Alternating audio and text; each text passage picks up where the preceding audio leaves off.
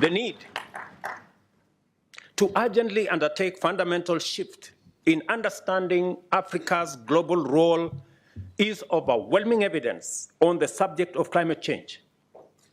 At the moment, conversations about climate change in Africa focus on the fact that Africa's contribution to global greenhouse gas emissions is minimal at between 3 and 4%, yet the impact of consequent climate change on our people is huge.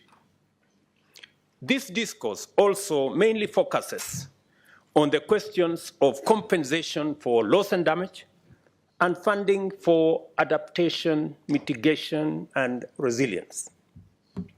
This focus on matters that are clearly urgent tend to dominate and obscure the equally imperative matter of radical economic transformation. I consider rapid economic growth to be indispensable to the achievement of stable and dignified livelihoods for all, as well as the creation of lasting resilience.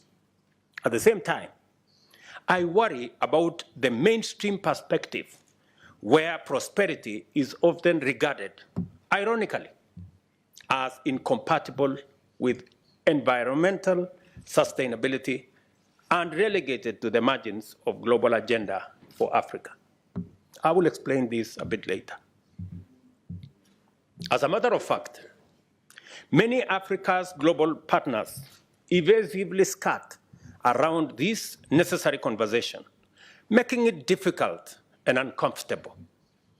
Explicitly and implicitly, they encourage Africa to focus on managing the consequences of climate change, since only others in the global north are understood to possess the capacity to solve the global problems of such character and magnitude. This unjust dynamic is unnecessary, inappropriate, and only serves to hold us back from fulfilling our potential.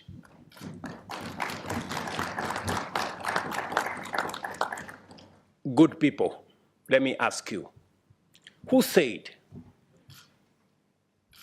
that Africa cannot be part of the solution? That when Africa is being discussed, it's only being discussed in the context of the problems.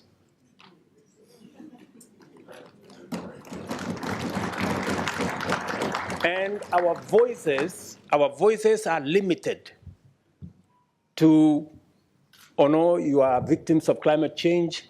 We will help you to manage situation. We will manage you to deal with adaptation. We will look for some little money for mitigation. We do not want to be in that corner.